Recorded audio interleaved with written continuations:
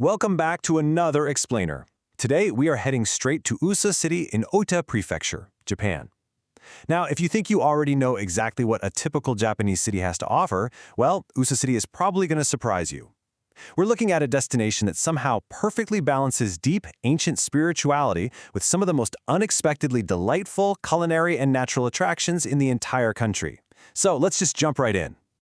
All right, let me hit you with a quick riddle to start things off. Where in the world can you find a deeply revered 1,300-year-old shrine, the actual origin point of a nationwide fried chicken boom, and Machu Picchu? I mean, it sounds completely made up, right? It just sounds impossible to have all these dramatically different experiences packed into one place.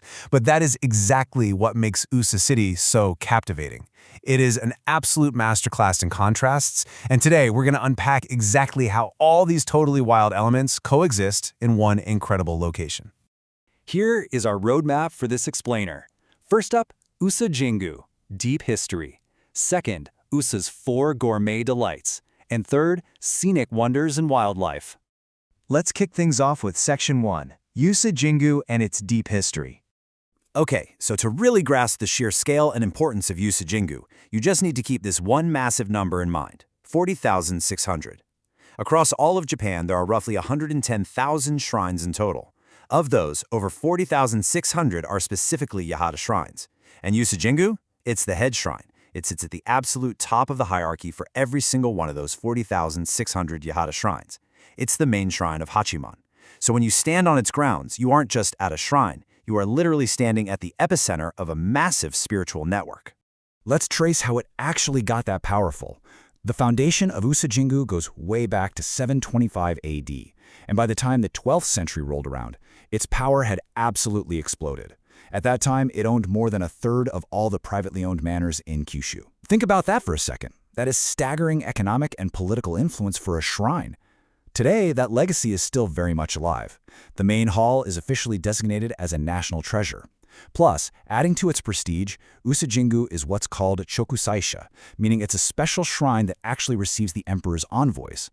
For context, there are only 16 of these in all of Japan, and just 2 in all of Kyushu. And the physical space completely reflects that grand history. The shrine sits on an enormous 500,000 square meters of land. It's totally enveloped in this rich natural environment. As you walk the grounds, you're surrounded by these towering yew oak trees and a massive lotus pond that blooms with pale pink flowers.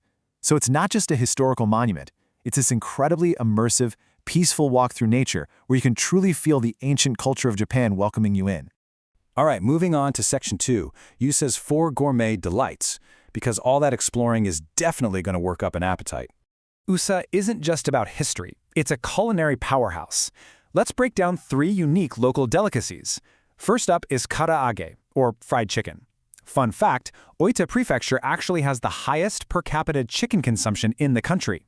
That recent nationwide boom of karaage specialty stores you see in Tokyo and Osaka? Yeah, that started right here, all fueled by chicken marinated in these amazing secret local sauces. Next, we have the ajimu soft-shelled turtle. Raised in clear water and warm climates, this dish was actually made famous by Taisho period politician Kenjiro Kinoshita in his book. It's low in fat, packed with vitamins and collagen, and you can get it at really reasonable prices locally. Finally, check out the Usa loach. Thanks to some very special aquaculture technology from the Inai area, these fish are grown entirely mud-free. They are super plump, rich in calcium, famously eaten on the summer ox day, and they're even used at top-tier, long-established restaurants all the way in Tokyo. And rounding out our 4 delights, we have a very special local vegetable. You know a place takes its food seriously when they treat a green onion like a luxury brand. Oita Aji Negi isn't just any green onion, it is treated with absolute prestige. These are small onions grown right in Usa City, famous for their brilliantly crispy texture, sweet taste, and really high vitamin and mineral content.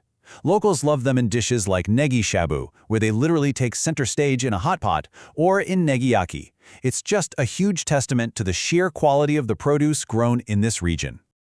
Now, this level of agricultural excellence yields some absolutely incredible beverages to match the food. On one hand, you have barley shochu grown right on the fertile Usa plains. The authentic aromatic shochu produced here actually gives Usa City the largest shipment volume of barley shochu in all Japan. And then, just nearby in the Ajimu Basin, they grow high-quality grapes for Ajimu wine. This isn't just some local side project. This wine is so exceptional it actually took home a gold medal at the Japan Wine Competition.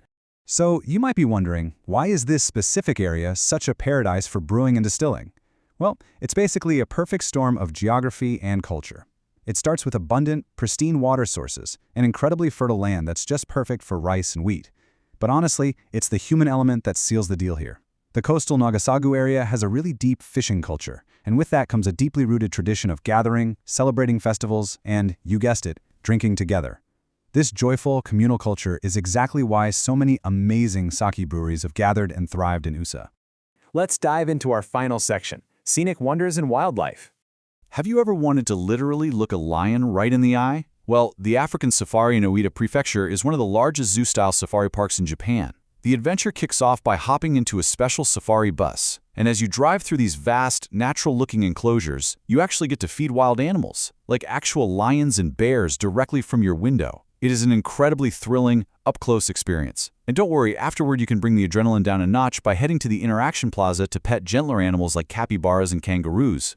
And finally, we arrive at the payoff to that riddle from the very beginning of our explainer. Yes, USA City has its very own Machu Picchu.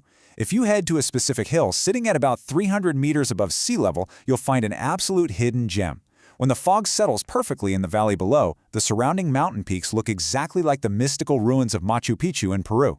If you can get yourself there in the early morning hours as the fog is just starting to clear, the fantastic, quiet scenery is just spectacular. It's the kind of place that completely soothes the soul and makes you forget the hustle of the city entirely. And that brings us to the end of our journey through USA City today. We've traced 1,300 years of deep spiritual power, we've uncovered the delicious, mouth-watering secrets behind a national fried chicken boom, and we've stood above the clouds at Japan's very own Machu Picchu. So my final question to you is this. When you inevitably book your ticket, which of these incredible facets, the deep history of the shrines, the rich local gourmet, or the breathtaking scenic wonders, are you going to explore first? Think about it. Thanks for joining me on this explainer, and I'll catch you on the next one.